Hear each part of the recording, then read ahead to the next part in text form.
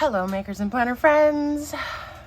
We've had one planner bite the dust. In my last video, I talked about how I was having a hard time because I'm so busy, but I came up with some solutions for some of it, and then like the next day, I was like, I don't need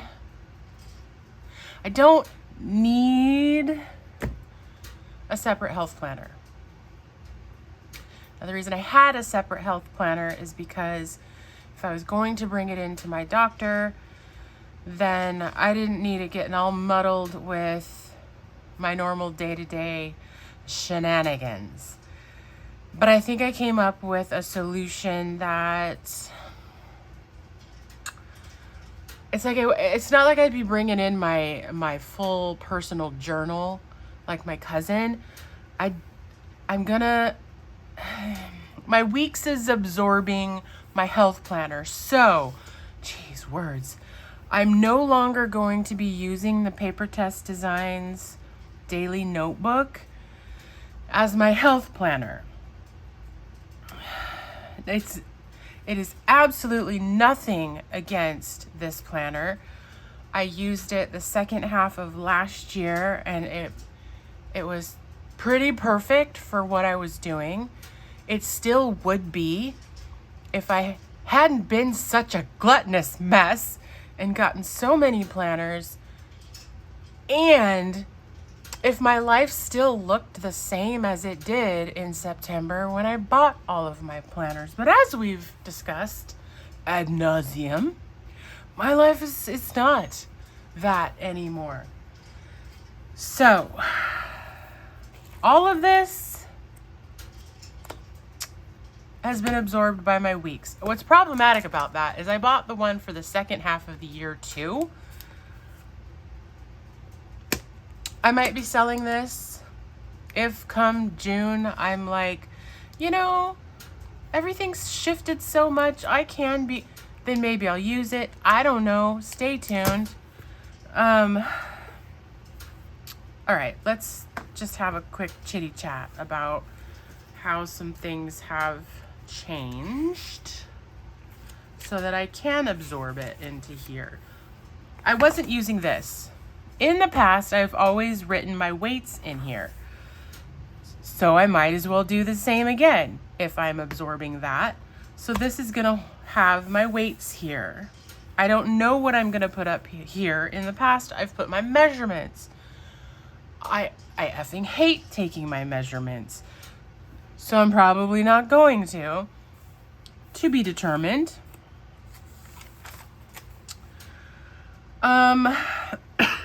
Excuse me. Let's go to the current month. There are a few things I track with a colored dot. I'm going to do that in the monthlies, just like I was in here.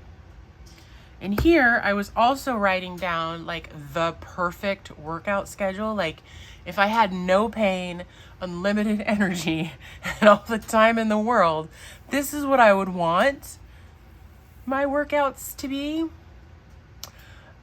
I don't need to do that.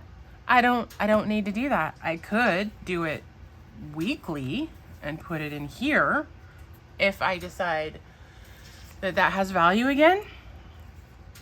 I also was doing like some meal planning in here, just dinners, just my dinners. That is now happening here in this space. I didn't necessarily need that. So that's gotten absorbed here. I do it in pencil so that I can erase it when everything goes to hell. What else? I was tracking steps on some particular pages. That has gotten put in with all of my graphs and charts. We'll see those soon. I was also putting a dot in, well, here. Un momento, por favor. On like the year at a glance, I would put a dot, color representing how long I fasted that day. I'm absorbing that somewhere else. Let's just go to the charts and graphs and things. I also was sucking pretty hard at my habit trackers. I had one in here for health stuff. I had one in my cousin for other things like a daily Japanese lesson, etc., reading, things like that. I have a separate one in Knox's journal for all his nonsense. That one is still over there. But now, each month, I'll still do this. The colors of the month. I'm going to put a photo here for February. A list of packages expected or whatever. But I've combined two of the habit trackers and put it in here, but I have also gamified it. I am a UX UI designer, meaning I design, make the pretty of apps and software. And sometimes the client wants it gamified. Like, encourage people to be here and do this thing because they will earn badges or prizes or whatever. So I have kind of gamified this. I haven't finished filling in my rewards, but I'm never going to get them all done each day because some of these aren't meant to be done in conjunction with the others. Like, this is do my pedal bike, walk, do strength training, and or go to the gym. Maybe I do that at the gym. I really only am going to the gym for weightlifting type stuff. So maybe I do it at home. Who cares? Particular video workouts. I'm probably never going to do all of those in one day. I could, have a fantastic day of no pain and nothing to do, and I just do it all. But on average, I'm never going to do all, I think it's 25 of these things each day. One thing I did in two places, I've been having a hard time even hitting 40 ounces of water every day when my doctor wants me to drink at least 80 to 100 ounces each day. So my water intake has a potential of 2 points. If I get to 40 ounces, point. If I get to 80, point, because I'm having a hard time. Once that becomes easy, I will remove the 40 ounce one and just keep it 80. Same thing for my steps. I'm having a hard time even getting 3,000 steps on your average day unless I go to the dog park and walk around in there. So I'll give myself 1 point if I hit the 3,000, 2 points if I hit the 5,000 or more mark. Anyway, so every day I will add up how many points I get and put it there, and then do a grand total for the month so far. So right now I have not added in Fridays, but as of Thursday, I was at 55 points. My first reward tier is at 100 points. And I said, okay, maybe I can have a crumble cookie, or I get to choose. I will get a book for my Kindle. Cool.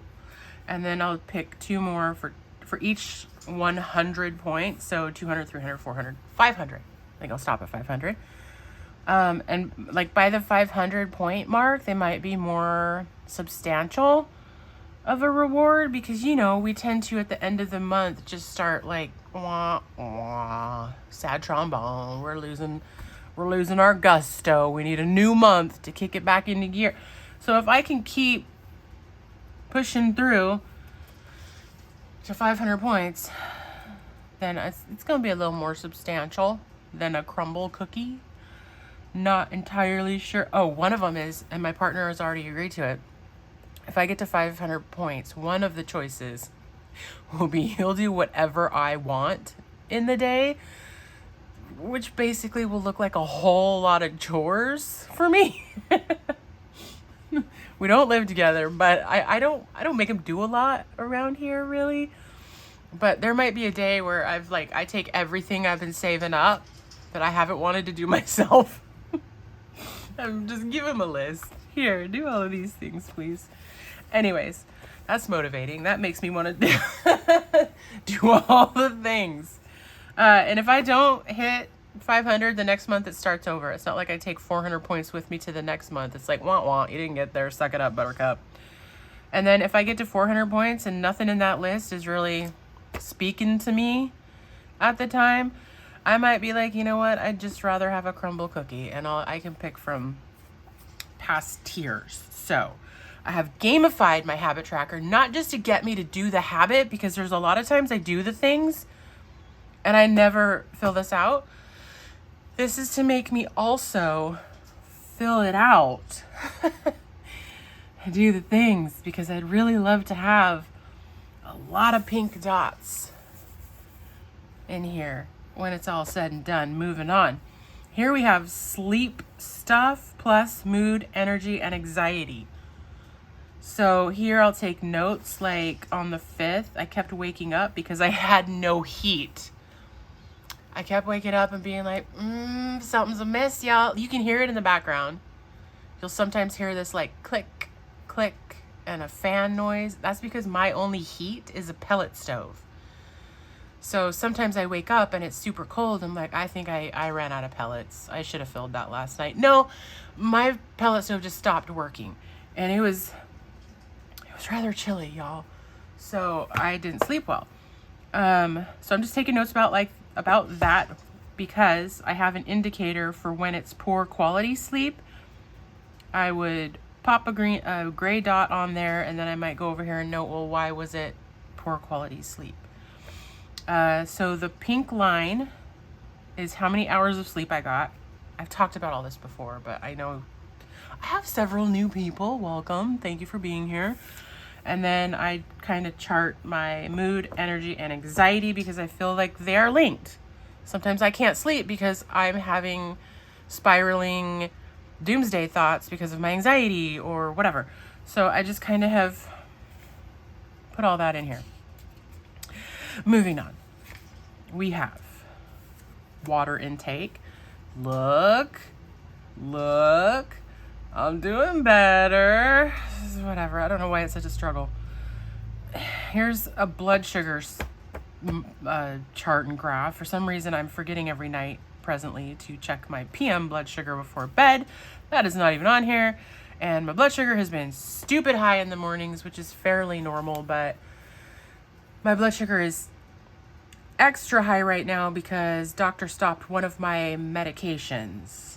And the only way that I can manage to be off that medication and have respectable blood sugars is if I behave incredibly well, including fasting.